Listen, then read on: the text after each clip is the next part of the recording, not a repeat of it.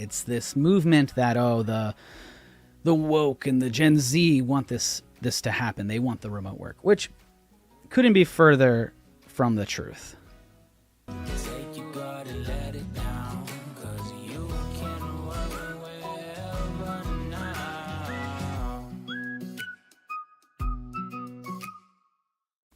What's up, guys, and welcome on into the Work Wherever podcast. I'm your host, Roy Edwards. This is the podcast where we talk about remote work, tech trends, tech pretty much everything. Tech news, artificial intelligence, collaborative intelligence, most importantly, the ability to work wherever so you can live every day like it is Saturday. So today is going to be a quick one. I had this conversation actually with my internal team today about how we're going to start seeing the landscape around the message of remote work change. And it didn't start with Elon Musk, but that seems to be the one who everybody wants to point to these days and talk about. Everybody wants to talk about Elon Musk and sending Twitter employees back and the big layoffs and all that other stuff. And before that, it was Elon talking about Tesla and how he sent all of his Tesla people back and how, that was such a big deal. And oh my goodness, this is the first bit. And then when he said it, a lot of the other tech companies around there, Amazon and stuff like that, were talking about how they were going to grab up all those employees, which maybe they will. I thought that the Tesla, and this is well documented on all my podcasts, I thought that the Tesla return to work was dumb.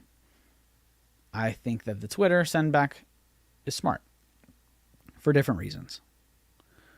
One is a culture that exists and you're disrupting it. That is a good culture. You have a good brand and you have good people working for you and your stock was headed up.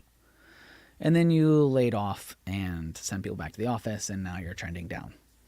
The other was a stock that was trending down, was in the news for the wrong reasons, and had not a very good culture, and you disrupted that to send people back and so that they would leave. And that one I thought was a good idea because that was needed to disrupt that culture. Now, when it gets into all of the other things around this topic, I wanted to get into the politics because there is this idea of that this is it's a progressive movement. It's something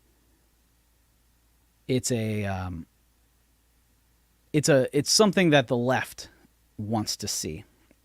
It's this movement that, the woke and the Gen Z want this to happen. They want the remote work, which couldn't be further from the truth. It's not a left-leaning politics type of a topic. It's also not a right-leaning topic. The right, mostly, is it's mostly a blue-collar party. It's a religious party.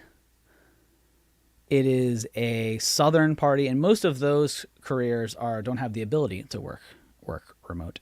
Those companies are going to be the companies who are your blue collar, for the most part, right? I'm making sweeping generalizations here. If you look at the voting populace in a mass, then that's the kinds of the Republicans are, and the right is mostly all about hard work and rolling up your sleeves and putting in the work and getting dirty. The left is more a laissez-faire, type of an outlook. The politics behind this is extremely interesting because whenever I look at big things that are happening, I look at the two polars, that being the Republicans and the Democrats. And so the Democrats were actually the first to say go back to the office. It was back in March when President Biden urged people to go back to the office, saying we need to rebuild our cities.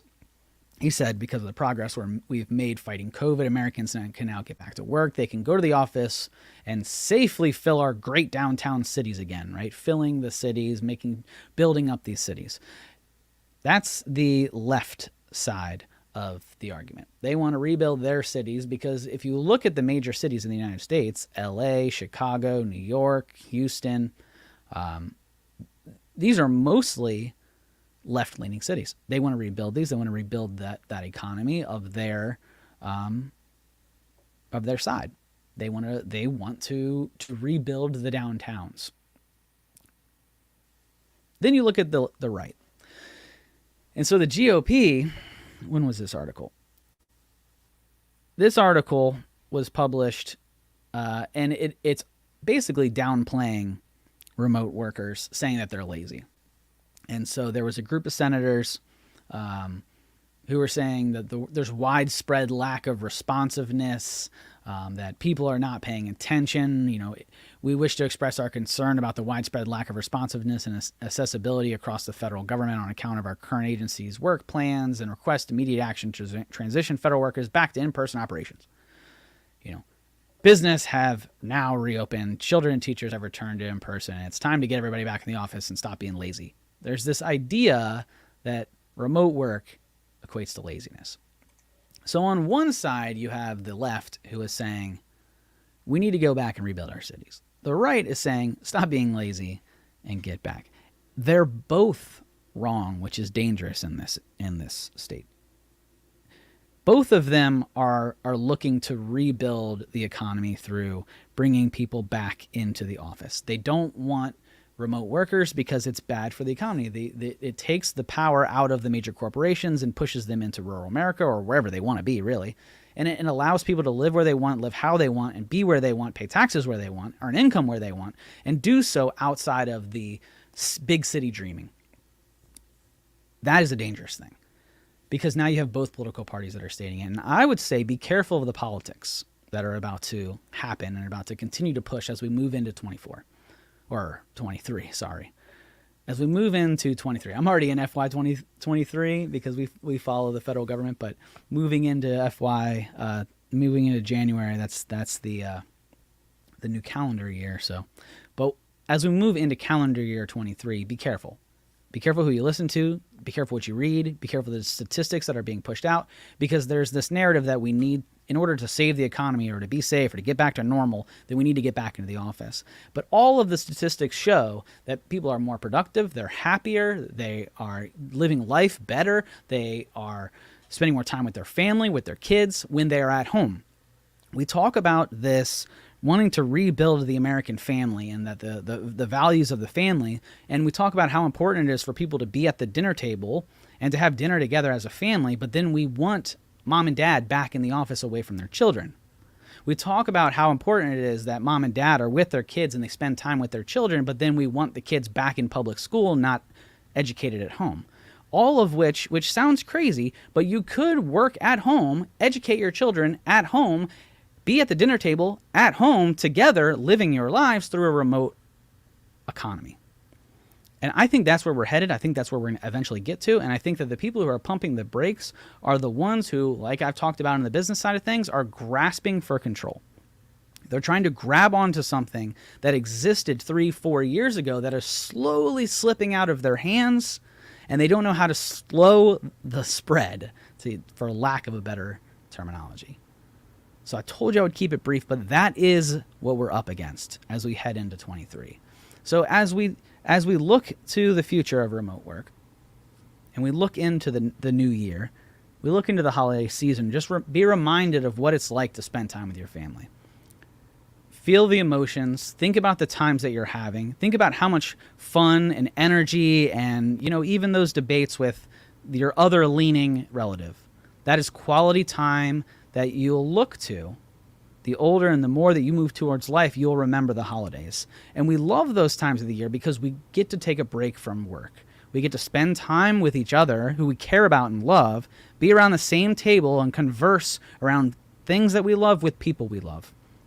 And that is what we're giving up if we head back to this so-called norm of getting back into these downtowns, getting back into these cities, getting back into your cubicles. You are losing your family time. You are losing your ability to travel. You are losing the ability for this self-care movement that we've had over the last 5 years or whatever it is, where people are starting to pay attention to their emotions, to their feelings, to who they are. They're becoming more faith-driven. They're becoming better fathers, better mothers, better parents, better grandparents, better uncles, better people. And if we move back into these cities and we get back away from remote work, we're giving up that. And I just hope we don't go too far back, because at some point we're going to have to go back a little bit. But where's the pendulum land? Be careful what you listen to. Be careful what you pay attention to. And be careful what you do over the next 3 months. It will make a bigger deal than you know. Thanks for listening, guys. Thanks for hanging out. And until next time, see you.